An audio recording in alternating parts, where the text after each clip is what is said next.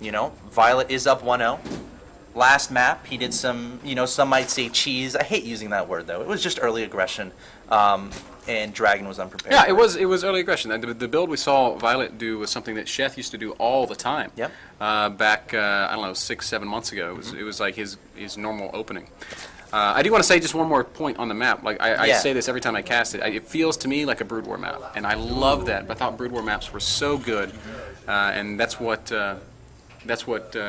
carried on the life of the game for as long as it did. So. Yeah, and a little bit more about this map. This is one of those maps where it's not too surprising to see 5 base versus 5 base. I don't know if you remember, but at least in my experience, most games I say on this in TVZ are pretty darn epic.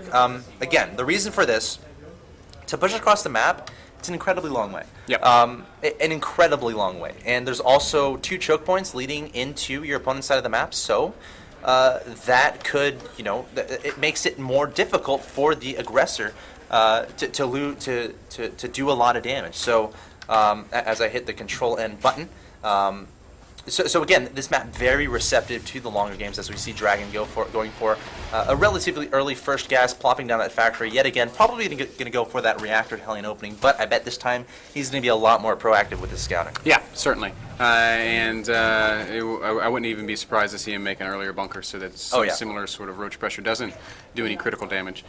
We do have the spawning pool just finishing up right now for Violet, so we'll have to wait and see if he chooses to get aggressive here.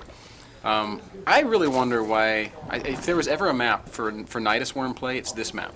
You can take those side expansions, those islands, with the Nidus. Oh, yeah. And, not enough people do that. Yeah. This is one of those rare maps that actually has an island. It makes so much sense to have a Nidus on this map, and I'm just waiting for the day that we start to see it at the top level. I agree, and it's important to note there is a creep tumor here, so you have to have detection before you can actually take these expansions. Yeah, but you float an overlord over there for vision, you change it to an overseer, your drone bites the creep tumor twice. How long would that take? How long? Seconds. Oh, really? It doesn't take too long for a drone to kill a creep tumor. Okay, maybe it does take a couple more than just seconds, but it wouldn't take that long.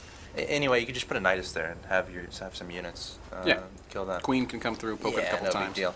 But we do see here, let's see, gas, look, another Roach Horn. Yep. And some links going across the map here. Roach is in production. SCV on the map, trying to get some scouting information. I don't know what Dragon has seen. He has seen the creep of his opponent's natural expansion, so he knows where his opponent is. Beyond that, that's all he knows. I think he saw a few Zerglings, so that that's all he knows, that can't tell you a lot. So he has no idea that these roaches are coming, and we've got Dragon expanding on the low ground once more. He saw a roach with his SCV that was scouting. Hellion's coming in as well, trying to sneak up into the main base of Violet, and Violet has to be very careful with his drones. Doesn't want to lose too many of these Hellions. Very low on health. Nice around there. 2 drones getting roasted. Oh, wow. That was a reasonably big shot, up to 5 workers killed. That's Dragon. Not bad at all. And he saw the roaches. It's especially good because of how aggressive Violet's opening is. He's 15 workers. He needs all those drones. Yeah, he does. He does. He cut workers to get these 4 or 5 roaches out. But there's no bunker. Dragon is supply blocked. This is the second time that he's supply blocked in here, so the second Marauder is going to be a little late coming out. It is a long distance though, so it took a while for the roaches to get there. That means Violet has a few more, Dragon has a few more units out than he did last time. Yeah, I'm a little bit scared for Dragon here. May have to cancel this command center, which you don't want to do. Hellion's coming out, trying to do some damage. Might try to sneak by and do some damage to the economy of Violet, but hold that thought. Marauder getting caught out in the open here. Dragon has to be a lot more careful with every single unit he has if he wants to defend against this push from Violet. 5 roaches, a lot scarier than it may initially seem. Great micro here from Violet. Just taking such care with his roaches. Needs to micro that low HP roach back. Violet just being so meticulous with this. More Hellions making their way into the base of Violet, though, and this time the Queens are not on the ramp, and Dragon is going to do a lot of damage here.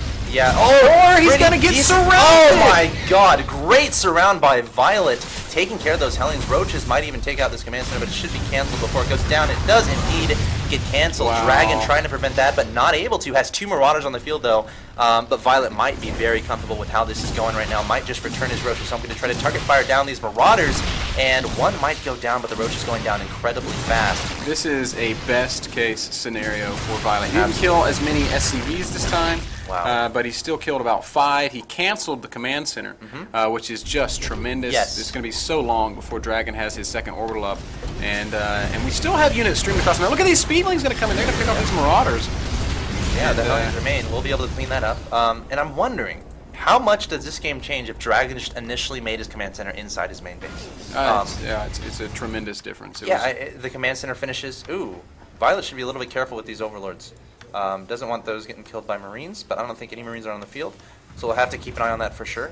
But let's take tabs of things a little bit. Income tab shows 30 to 23 in favor of Violet. So definitely in a decent situation there, of course. But again, the command center having to be rebuilt, orbital command just now being morphed in. You know, I almost want to say this is relatively even at this point in the game. Would you agree or disagree? Yeah, I mean, I do think that Violet's certainly ahead. Yeah. It's not as much of a lead as he had in the last game. Right. But he's done a lot of really good stuff. Oh, he's going to catch Dragon's Hellions out on the creep. Ooh. On the other side of the map. This is going to take back map control. Yeah. It's just going to delay Dragon's ability to get his natural up even further, because now he doesn't have Hellions out to deal with these ogres. That's the thing. If Violet can just keep preventing this natural expansion from going down, of course that's going to make his leads just surge ahead. Look at the workers now. It's 40 to 26. I mean, it's a huge. Oh wow, lead. Yeah. Okay, yeah. So Violet definitely in the lead here. Spire going down as well. Again, you have to consider, will Dragon be ready for this? He's been investing so much into early game Hellions, into, you know, crisis management. Yeah, it's 10:30 and he doesn't have any engineering bays yet, so he's definitely playing with fire. And if he does not get an eBay down, he's just gonna die to the mutas. It's as simple as that. Something else that's really interesting here. In Control talked about this a little bit. I'm wondering if he did this against Sleep. He puts, he put a pylon at the natural expansion, might even put a cannon at the natural expansion, just to throw his opponent off. Mm-hmm. If you can throw your opponent off from their standard build order, some players like, all right, I'm gonna put my supply depot here, barracks here. This is how I'm gonna progress naturally through the game. If you eliminate that by using early somewhat wonky aggression, which Violet did here, how much does it actually affect your opponent? No, that's actually a really great point, man. Yeah, I mean, it's kind of how Katz approaches his gameplay. Exactly. Katz says, hey, I might use a build that's not the most efficient build, but if I'm more comfortable playing from that position than my opponent is, then I can win anyway. Yeah.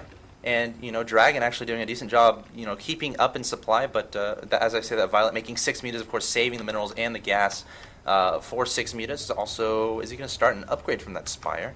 Has enough gas, or just going to add a muta. Yep, there's that upgrade. +1 flyer attacks in production, and a scan going down from Dragon. Did he see the Spire vision? No, he did not see the Spire. Saw the layer, though. Wow, that's really a bummer for him. He just barely missed seeing that Spire. Yeah, but that being said, though, Engineering Bay is on the way, so he might be prepared for these mutas. He might not be. Viking doing some scouting, so that should give him a hint as to when the mutas are coming. But the muta is just not even going to go after the Viking, just going directly to his opponent's base, and that's exactly what Violet wants to do. Turret's not even started. Yeah, eBay's still not done. It's finishing up, but the mutas are going to fly right in there. The turrets. And there's going to be a lot of SCVs killed here. Oh, no. 1 down, and wow, it's going to be actually huge amounts of damage. Already 3 SCVs having been killed. All of them going to be forced to transfer down into that natural. Yep. And this is just terrible for Dragon. This is excellent for Violet. And, oh my gosh, he's up to 17 worker kills. My God. 100 supply against 80. Worker count shows 61 against 28. And wow, that's a good position to be in. And Dragon, critically, he has not gone for the triple orbital opening that's been so much more common and so much more prominent these days, and that just complicates his position even further. Yeah, and it looks like Dragon wants to do a little bit of a push here as the muta is going right back into the main base where the turrets. Still no turrets here, and Dragon just going to pull all of his SCVs, actually changing his mind, feeling like 2 Marines are enough, but another Terran units, but they're not able to take on this flock of 5 mutas. However, Dragon still pushing across the middle of the map here with the tanks and a substantial Marine force with 1 medevac overhead. This could do some damage, but Violet trying to morph in some Banelings really quick, also getting some Zerglings on the field. This push is a little bit scary, but Violet can sack his 3rd base if he decides that he can't engage this head on. Absolutely. Baneling speed's about to finish. And I really think once it does, it's going to be almost impossible for Dragon to continue to push on the creep. And Dragon knows it. He's just going to turn around and go back. Wow. That's an interesting decision, but I agree with you. But Violet going to try to cut him off, moving forward with the Zerglings and the Banelings trying to surround the army of Dragon. Dragon trying to microwave his Marines, doing a decent job at that, splitting those Marines in Dragon fashion. Look at that amazing split from Dragon. And he should be able to. Oh, he has to micro perfectly, but I don't think so. Oh, more Banelings coming in from the bottom, and that's gonna deplete this army of Dragon. Now down 113 to 57 supply. Is your Terran player and Violet in supreme position to advance to the next round? That was really beautiful marine splitting by Dragon, but unfortunately he just had so much less stuff than Violet did, and of course that means the Zerg player was able to make short work of that Terran army. Now we see a big counterattack materializing for Violet. Dragon to keep pushing, and again he might be able to kill a base, but he's going to take substantial losses back here in his natural. I don't think he knows about this army from Violet at all. No, obviously he doesn't. So Violet's going to come in there. Oh, burrowing some banelings, and he might just back up to protect from this squadron of Marines. Yeah, I guess Violet doesn't want to take the chance. It's fine. Of a counterattack not working. I'm okay with that. Bring his army back. I'm okay with that, especially because we might get to see a bunch of Marines die to burrowed banelings. But we'll have to see. Marines coming forward, trying to take out some drones. Nice burrow from Violet. Scan, going to reveal those drones. Zerglings coming forward. Nice positioning from these Marines, but they are all going to die. Yep, Marines will all get cleaned up. They did kill a handful of workers, but I mean, if we look at the income tab, 56 to 33 is still a big lead for for Empire's Violet. And Dragon, he's got no signs of a third base anywhere. No third orbital being built. No units out on the map to expand somewhere. Like I'm not seeing his next transition. Where does he go from here? It's, some might say this game is over, but the optimist in me would suggest you got to make more Marines, got to play really defensive, and just hope Violet screws up somehow. But again, this is Violet. He's got burrowed banelings outside of his opponent's natural expansion. There's not much Dragon can do here. He's just got to hope Violet, runs his mutas, either over a Marine force or just completely off the map or something and forgets about him. Dragon is positioning his units pretty well, so he's not looking like he's going to take too much more damage from this muta play. But I mean, Violet's just been powering his economy. He's up to 80 drones now. He's almost, he's past the halfway mark with his creep spread. He's got like a single tumor that just keeps leapfrogging forward. Four bases up. Not mining on that fourth base just yet, but once he takes those gases, he'll be in a prime position to go up to hive and start making those brutals. Yeah, exactly. I'm pretty sure that's his thought process here. Continuing with those melee attacks for those Zerglings, about to get +2 as the Mute is trying to do some damage, but Dragon had some Stim Marines ready to go. And MrBitter. I actually think those banelings are critically misplaced. The best thing for Violet here would be to bring his mutas down and try to pull that army back, but I guess he's just going to go back to his side of the map and get ready to mount a defense. I'm so surprised that he hasn't tried to counter once.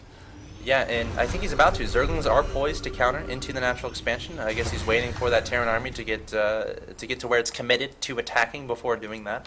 Supply depots, of course, could be raised to prevent that from happening. Muta's going into the main base of Dragon right now at the same time. The Marines and tanks and medevacs marching over the top side of the map. Violet. It's a bad day to be that queen.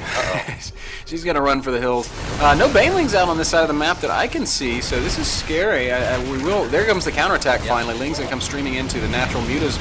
Meanwhile, making short work of the main. And Dragon, he's like, all right, I guess we're just going to race. And quite frankly, I don't think it's a race he can win. Yeah. But I do think that Violet made a small mistake not having any banelings on his side of the map. Yeah, I mean, one or two banelings, perhaps burrowed, could pretty much melt this Marine force. Of course, I'm exaggerating a little bit, but yeah, Violet should have no trouble cleaning up the entire base of Dragon.